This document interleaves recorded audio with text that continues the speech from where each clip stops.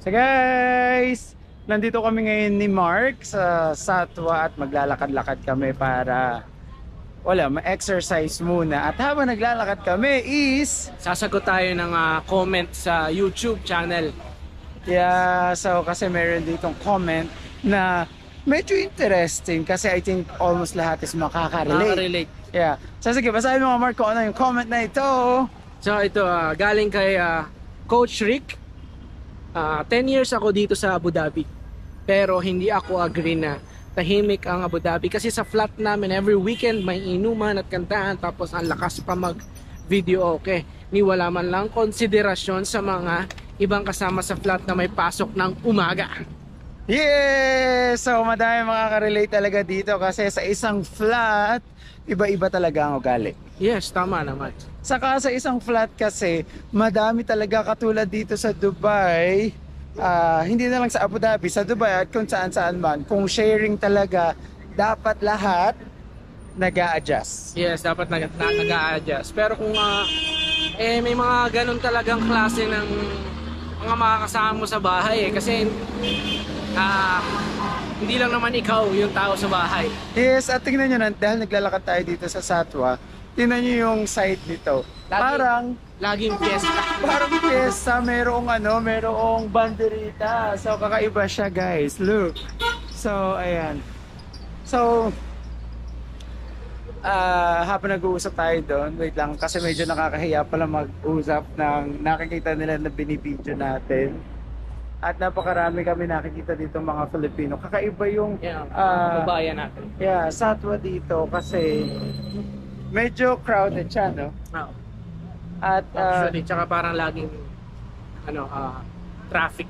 traffic. Saka marami talagang sasakyan pero hindi pa kami na napupunta sa mga escalator. Nandito pa lang kami sa main road. So ngayon, back tayo din sa ni Kuya. Sa comment ni Kuya. Sa experience niya kasi kahit ako naman din dati na naka-bed space, ganito, or naka-partition ka, pagkatapos, kahit iba-himali kayo, kahit lang kayo naka-partition, pagkatapos may celebration for example, so syempre mag-iinuman yung lahat. Oo. Okay, doon na lang tayo dun sa flat namin. Sa flat kasi namin, pag kunyara mo may mga pasok yung iba iniintindi nila na okay, merong celebration, okay lang na mag-inuman, okay lang na maingay, pero syempre dapat aware pa din yung mga kasama mo. Kasama mo kung okay lang ba sa kanila na ganito, ganyan. Kumbaga ano yun ang tawag dyan is kailangan mong makisama.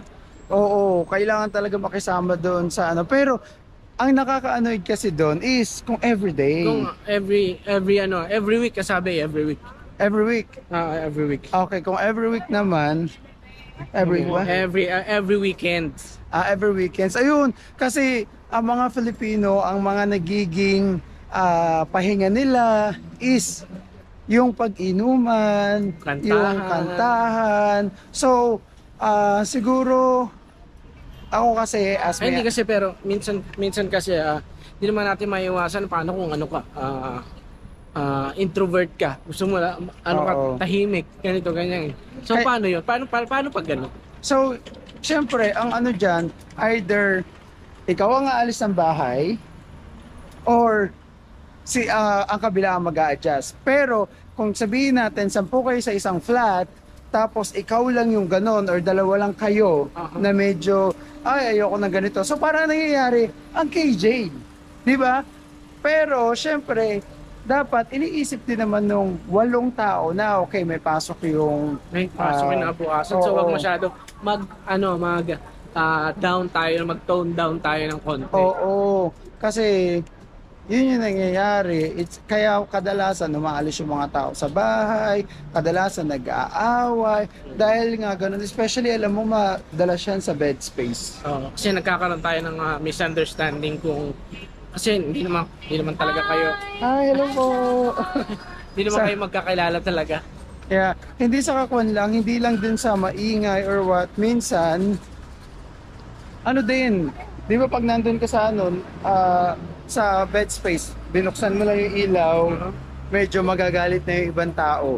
Kasi may ibang tao na ayaw naman nakabukas yung ilaw. May ibang tao naman na gusto nakapatay yung ilaw. So, kaya yun. So, parang hirap talaga ng makisama. Yun yung pinaka-point So, doon. yun na yun. Kailangan mo na rin mag-adjust. Kaya, Adjust talaga sa bawat isa sa atin. Saka sa comedy kuya, kasi nakita niya sa video natin na hindi nga daw siya agree na tahimik daw sa Abu Dhabi. Ako naman, ang pino-point out ko doon is pag lumabas ka katulad dito, walang ganito sa Abu Dhabi masyado. Yung tipong napakadaming tao, napakadaming lumalakad. Kasi doon parang puro buildings. Pero syempre, pagpasok mo na sa kanya-kanyang flat, iba-iba na rin kasi. Doon kasi talaga, pamadami kayo, magulo, minsan masaya, or what. May mga tao kasing gusto, umiinom din talaga every weekend, or what.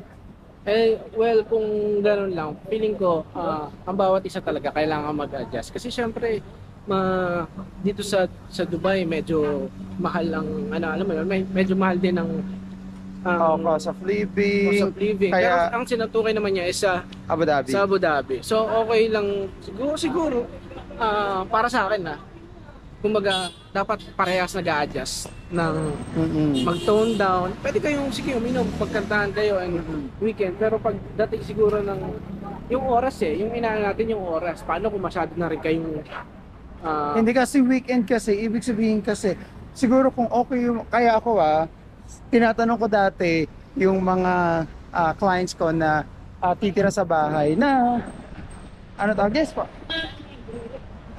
Sa ano po, binili po namin sa online. Kamusta po? Hi!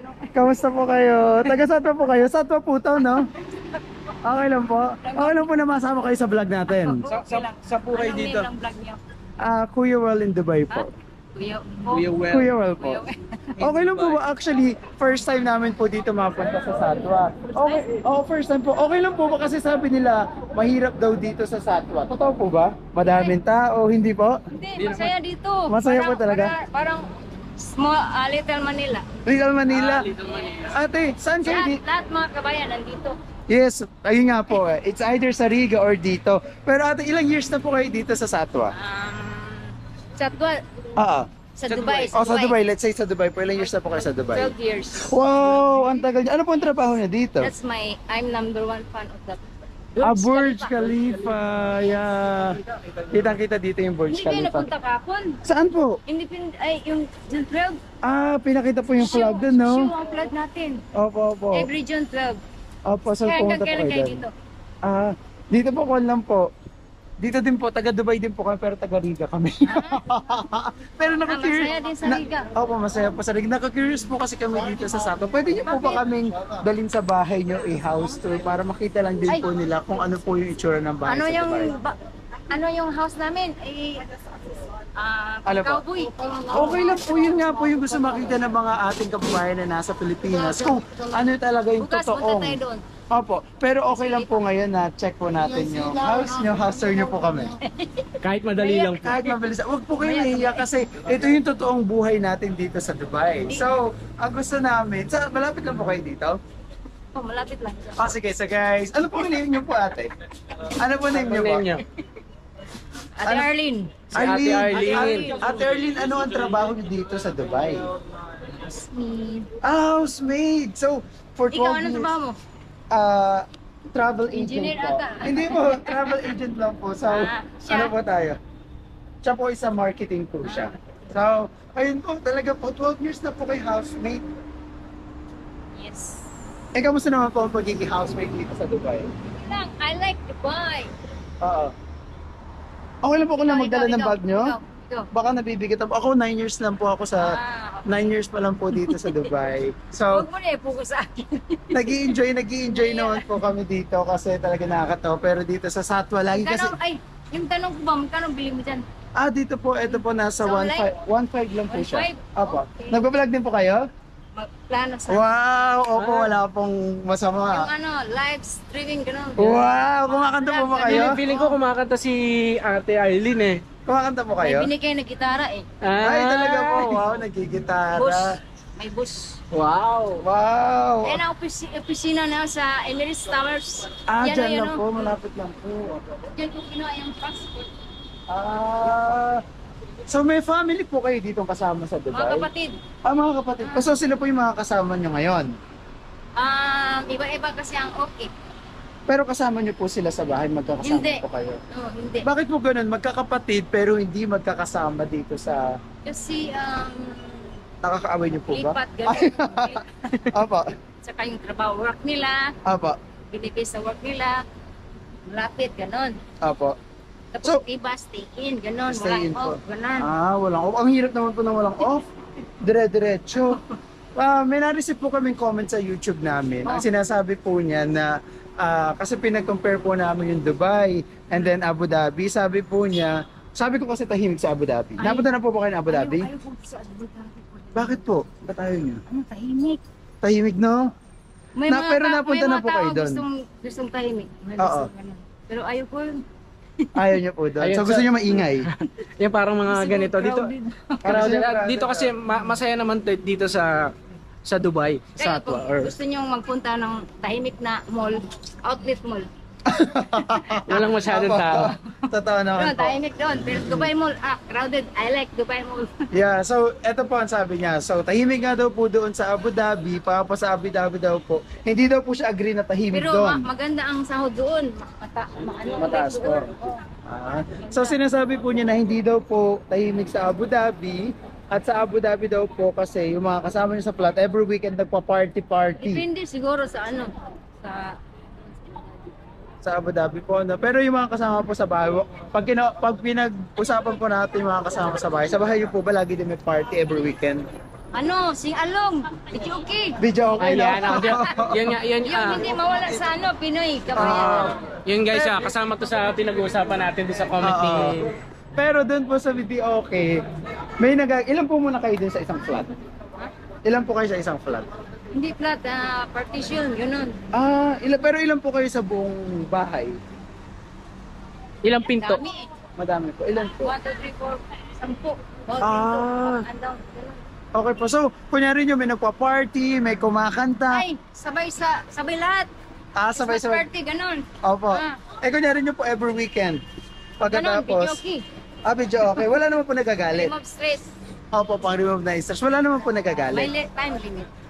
Time limit. Ayun. Ayun. Yun yung sinasabi ni, na... Time limit. Oo. Kasi iba may pasok. Oo. So kaya dapat nag-a-adjust lahat. Paano kunyari mo, may nagagalit na parang may pasok ako bukas. I think better sabihin din Sabihin ni sa mga- coach. Sabayin sa mga kasama, gano'n. Okay, enough na, gano'n. Sabihin ni Coach Rick, pwede naman kasi tayong Magsabi. magsabi. Kasi ang hirap minsan sa atin is kinikip lang natin. Akala ng ibang tao Yung okay. mga yung nakainom na gano'n, hindi na mahinto. Oo, totoo kami, yun. lang, chudi lang. Kaya tama yung sinabi ni Ito na yung Ate Arlene na na time limit. time limit. Yes. Yes. So guys, nakakatawa. Napaka-go ni Ate Arlene at i-houser niya tayo. Actually, na-excite ako kasi Ano yung name ng ano mo? Kuya Well in Dubai Kuya po. Well in Dubai. Yeah. So sobrang bilaan nito. Kung makikita mo kami ni Marquis, pawis na pawis. Ay, ang Yes. init mo dito ha. Summer na eh. Summer na po. Yeah. Pero dito sa Satwa po, nakatira din po ba kayo sa Riga before? Sa Dera? Bisita lang sa friend. Okay po. Ano ang difference po do you think ng Riga at ng Satwa? Parin mo lang. Pero sa akin. Para sa inyo po. Okay. So medyo malayo pa po ba tayo? Malapit Yung na. sabi ng iba, kasi doon, medyo mahal po kayo mga ano. Oo, dito, mahal. mura lang. Magkano po ba Pangmasa ang ang presyo dito eh. magkano po ang presyo ng bahay niyo 450, dito? Ganon. 500, ganon. Seryoso, 455. Ano ba? Yes. Kayo po, magkano ang binabayaran nyo mismo? 5. 500 lang. Yes. So naka-partition po kayo? Yes. Okay. So titingnan natin kasi sabi ni ate pang cowboy daw. At pinapakita Pasok natin. tayo dyan oh, mapangmasa ang presyo dyan. Dito po. Dito po kayo? Laging kabayan natin dito nag-indoor search, ano? Sino po? Si... Sarado po siya. Ay, doon pala siya. So grabe po dito sa Satwa, no? Parang, I think 24 hours, buhay na buhay mga tao Yes. dito. Walang tulgan. Parang Manila. Parang Walang Manila. tulgan dito. Walang tulugan. Okay. Saan po kayo sa ano? Saan po kayo sa Pilipinas. Davao. Ah, Davao. Saya. At ilan taon na po kayo? Ako? Next question. Okay, hindi na natin It's a tatanungin si joke. ate about doon. At eto, patuloy kami lumalakad dito. Pasatwa pa rin po to, no? Itong nilalakaran po natin. Satwa, pero nandito tayo Malaki na yan isa. satwa. Ano po? Malaki yan satwa. Kaya nga po. Ang nagustuhan ko dito, pag magtawid tayo, hihinto talaga yung mga sasakyan dito. Opo, kasi sa Pilipinas hindi. Sagasaan ka ba? Totoo po ba na dito sa Satwa, sinasabi nila na marami daw dito mga runaway? Dito sila nag-stay? Or what? Totoo Kahit po ba saan, yun? meron. Sa bagay. Pero marami po dito, mga kabayan natin. Ewan ko. Hindi po kayo chismosa, no? Ay! Ano na lang yan, kanilang buhay na lang yan. Totoo po. Hindi tayo mga ika-effort sa iba. So guys, Dito, laging may sale dito. Ay, meron po dyan sa'yo lagi? yung mga Sale. pang-cargo dyan, pang-cargo. Pang cargo po. Okay. Sunset na ako. Kaya nga po sa guys, anong oras na medyo mainit pero Mas time okay check. yan. 6. Labas ang pawis. Ako, ano tayo dyan? So 6:30 na pero talagang mainit pa rin. Sikat na sikat pa yung araw po, ano? So talagang pinuntahan Yan natin. ang isa sa nagustuhan ko sa Dubai. Marami kang makita mga exotic na sasakyan. Yes, talagang si ate bagay na bagay maging Ayan, vlogger. oo. Kita mo, lagi ako nagkaso. Ano ba? Palitan. So sa tagal nyo po dito sa 12 years sa Dubai, ano po yung natutunan nyo? Ano yung gusto nyo sabihin sa mga taong gusto mag-Dubai in the future? Try. Try na mag-abroad. Try sa Dubai. For me, I like Dubai. Ako. Yes, safe. Abroad safe. Ano kayo, single po kayo dito? Yes. Hindi po I have kayo no boyfriend since birth po? I am here in Dubai. Ay, I bakit have po? no boyfriend. Honestly. Pero hindi nyo po tinry o gusto nyo po ba Hindi pa. mag-boyfriend? Hindi pa. Kailan nyo po gusto mag-boyfriend dito sa It Dubai? depends. Bakit po? Depends. Bigay ni kung pagpala ako pag ano sa depende. Ay, look! Ang daming nakakatuwa naman. Bed space available. I think kailangan natin tawagan at tanongin kung magkano. Partition available. Actually, bawal yan. Alin? Actually, bawal yan siya. Oo. Bawal talaga yung mga bed space Hindi, na... bawal yung magsampay dyan. bawal magsampay. Hindi bawal yung big space. Sabi nila, pag daw may mga sampay daw po, mga Filipino daw po yung nakatira. Pero Halo, halo. pag walang Halo yan. Halo na po yan. Sige lang, Mark. Go. Woo! Malapit na po tayo? Punta dito sa Jessica Soho. Ano po? Nakita niyo po ba? Hindi ko na timingan. Ay, sayang po. Dapat Oo, nakita punta niyo. siya dito, nag-ikot, tingin-tingin siya diyan ng mga gulay. Bumili po siya mga gulay. Si Jessica Soho. So, medyo malayo din po yung bahay niyo. Bakit po doon kayo bumaba? Malapit lang po ba dito yung tinitira May niyo? sadya ako doon eh. Okay. So, nakakatawa naman po si Ate Eileen. Ano po Arlene. siya? Arlene. 1.5? Opo, 1,500 Ang din po. tawag GoPro po. GoPro? Yeah, GoPro pa- 12. GoPro 12? Opo, GoPro Hero 12. Tabi. Opo, pwede, cash. pwede nyo cash po, pero pwede din pong itabi. GoPro? Opo, tama po. GoPro. Lagi ako tinitingin, ano yung camera ng maliit eh? Ang liit lang po niya, pero hawakan nyo lang po na ganun. Woo! Napakainit dito, guys.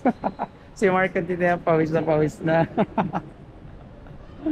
So, si ate. Timing ang ano nyo. Bakit Saan po kayo galing yan? Sa summer, doon sa Sarja. Sharjah? Sarja, medyo Yes. malayo po. So, sa Two bahay, rides Sarja. Two rides bus. 2 rides bus po from Sarja. Yung double deck na ano, Opo. comfortable ka sa kayo. Double decker po. Hindi po siya double deck. Double deck. Double decker po. Okay. Kala ko double deck. Ako po yung mali. Double deck bus. Yes po. So nandito na po kami sa West Zone. Dito yung mga yung iba magpunta na talaga dito pag dito lang mag-grocery. Pang mag-grocery po. Dito eh. Okay guys. So lalakad muna tayo. Okay guys, tuloy lang ang buhay. Sige po, salita lang po kayo ng salta para po kayo na yung mga para ma-practice po yung pag-vlog niyo. Kayo may baga po. Ano Yan po? ang sakyan ko, 88. Basta, dera, di ba? Yan daw yung sasakyan ni Ate 88. Kala ko ito na pong Dera! Dera, kala ko yung sasakyan na po, Going to naglalakad po Dera. kayo. Sige, dito na ako. Ay, Bye. hindi na po kami house tour. Hindi na, kasi mahiya ako. Hindi, sige na po, huwag na po kayo mahiya. Share po kayo. Pag ano lang ako sa vlog niyo. Kuya Will, Kuya will in Dubai. Dubai. So thank you so much po Ate Amy. Thank you so Medyo much. okay. So, thank you po, bye-bye. Okay po, bye-bye. So ayun, medyo napagod po tayo. Si Ate Amy pinagod po tayo. Hinatid lang po pala siya natin.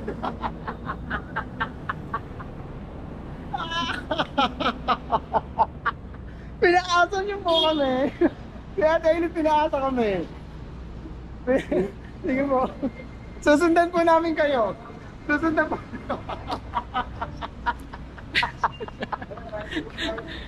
So yun guys. So hindi kami nagtagumpay Ayun, na isama ni Ate Arlene sa kanyang tinitiran. So medyo nahihiya pa kasi siya. Syempre, nagulat lang din kami kasi biglaan na pumasok sa amin si Kinausap kami. Ate Arlene. Nagtatanong ng kung ano yung gamit ng camera namin. Yeah, at tinanong namin kung pwedeng tumuloy sa bahay para i-vlog natin. Pero, So ito pala yung plano natin. Ito yung unplanned business. Yes, so yun yung Parang nangyari. galing tayo. Maglakad talaga tayo. Maglakad talaga tayo sa Santo. Nakakatawa siya. Nakakatawa itong nato. Yung natin, di ba? Akala. Parang hinatid lang na. Parang hinatid lang namin siya. Oo nga, parang pinatiling talaga natin siya. Nakakaiyak. Pero ayun, back tayo kay Coach. Kay Coach Rick. Yan. So kasi nawala tayo, bigla tayo napunta sa ibang topic. Pero yun na nga, Coach Rick, hindi namin kayo masisisi at hindi natin masisisi yung mga kabahay mo kung talagang every weekend nagpa-party, every weekend kumakanta. So, may dalawang side kasi talagang... So ang masasabi ko naman sa kanya, so maging sana dun sa mga kabahay nyo, maging responsible lang din. Kung bigyan natin, sabihin natin, baka pwedeng magkaroon ng time limit man lang para, syempre, respeto rin dun sa mga may mga pasok bukas, kinabukasan ng umaga. Siguro ganun lang. Siguro tamang pag-uusap. Yes, mag-usap kasi minsan nahihiya tayong sabihin din sa mga tao na kabahay natin na please, tahimik naman. Kasi once na sinabi mo yon, medyo iba nagpapantig din kasi yung tenga. Di ba? So, at kaya ang nangyayari talaga, lumilipat yung mga katulad ni Coach Rick, pwedeng siya yung lumipat. Kaso madalas, patigasan kasi ang nangyayari dyan. So parang kung sino ang mas matibay, kung sino mas nakakatiis, kung sino ang close, siya ang magkakasama. So, parang syempre pumunta tayo sa isang room na feel natin na iba pala yung hindi tayo belong. Parang ganun may times na ganun, hello po, thank you. Feeling natin hindi tayo belong. So doon tayo pwedeng umalis, magkasamaan ng loob. So, ano ang solusyon doon?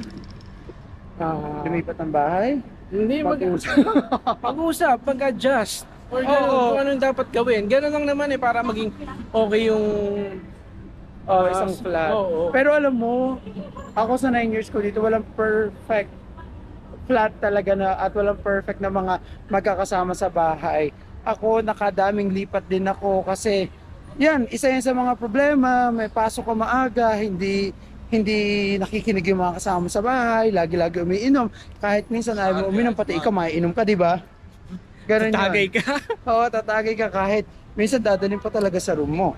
Pag tumanggi ka, ikaw pa yung masama. Parang ganun, di ba?